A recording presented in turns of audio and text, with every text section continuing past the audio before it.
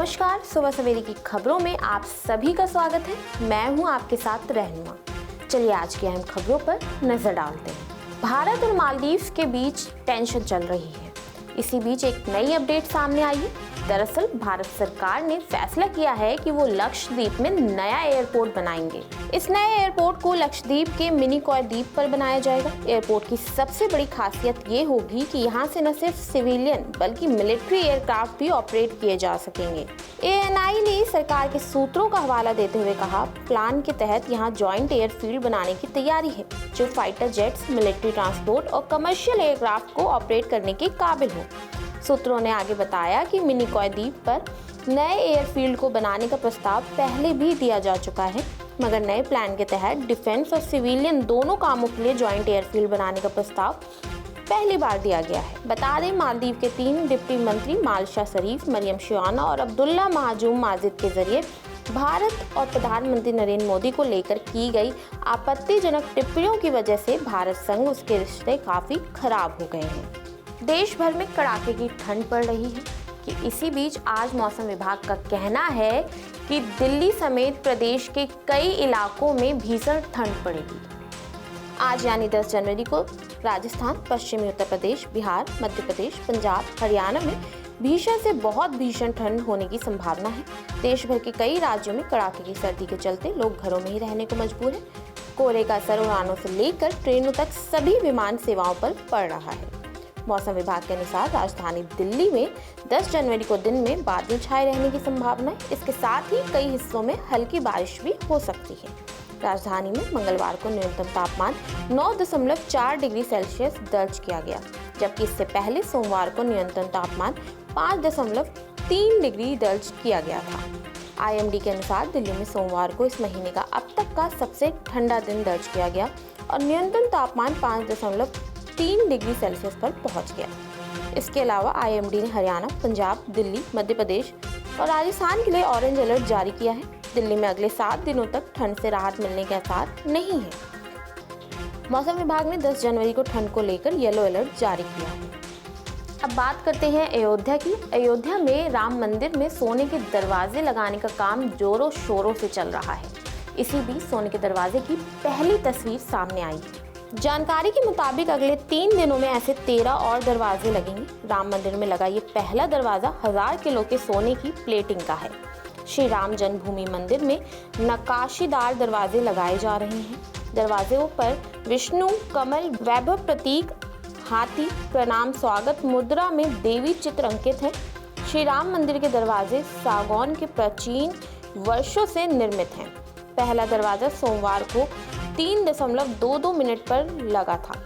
सारे दरवाजे इस हफ्ते लग जाएंगे। रामलला के मंदिर में 44 दरवाजे होंगे, जिसमें 14 दरवाजे पर सोने की परत चढ़ाई जाएगी।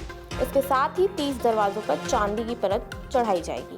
अब भगवान रामलला के सिंहासन पर भी चांदी की परत चढ़ाई गई है, यानी कि जहां पर भगवान रामलला विराजमान होंगे उस सिंहासन को चांदी की परत से बनाया गया है। राजस्थान के मुख्यमंत्री भजनलाल शर्मा अपनी जीत के बाद पहली बार मेवाड़ दौरे पर पहुंचे हैं।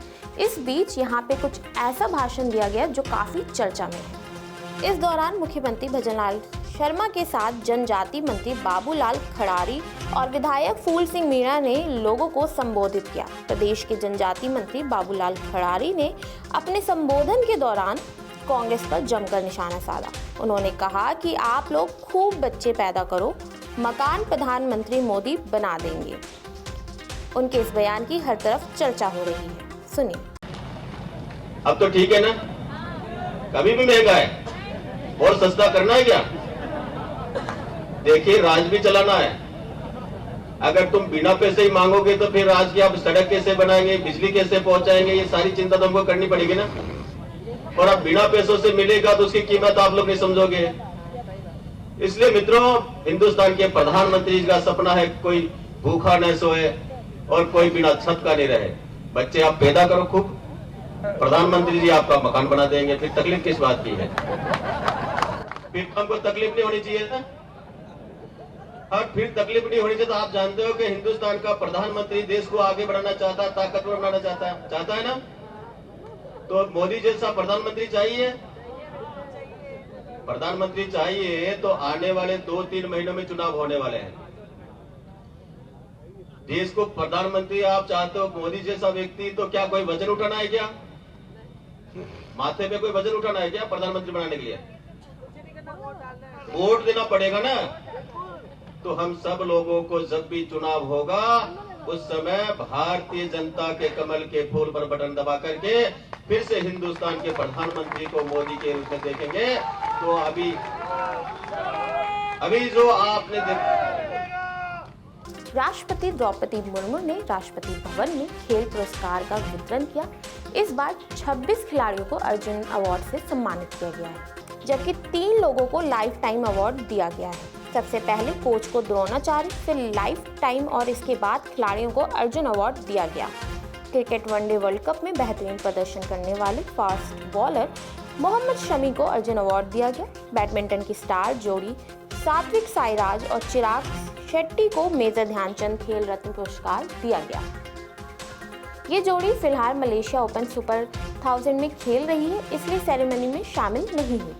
बता दें कि अर्जुन अवार्ड पाने वाले 33 साल के तेज गेंदबाज मोहम्मद शमी ने वनडे वर्ल्ड कप 2023 में शानदार प्रदर्शन किया था। टूर्नामेंट में भारत फाइनल में ऑस्ट्रेलिया से हारकर उप विजेता रहा।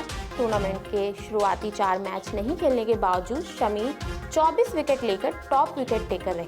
बेंगलुरु से एक दिल दहला देने वाला मामला सामने आया है। दरअसल स्टार्टअप कंपनी की सीईओ ने अपने 4 साल के बेटे की हत्या कर दी। इसके बाद शव को बैग में भरकर टैक्सी से बेंगलुरु के लिए रवाना हो गई। गोवा पुलिस की जानकारी के बाद कर्नाटक पुलिस ने महिला को गिरफ्तार कर लिया है। उसके बैग से बेटे की बॉडी बरामद हुई है। सूचना ने पहले होटल में बेटे का गला घोंटकर उसे मार डाला। इसके बाद धारदार हथियार से अपनी कलाई की नस काटकर आत्महत्या की कोशिश की। उसने बेटे का मर्डर क्यों किया, पुलिस ने इसकी वजह नहीं बताई है। कुछ लोगों का कहना है कि वह पति से अलग रह रही थी और उनके तलाक की प्रक्रिया चल रही थी। लिंक्डइन प्रोफाइल के मुताबिक महिला एक आर्टिफिशियल इंटेलिजेंस एथिक्स एक्सपर्ट और डेटा साइंटिस्ट है।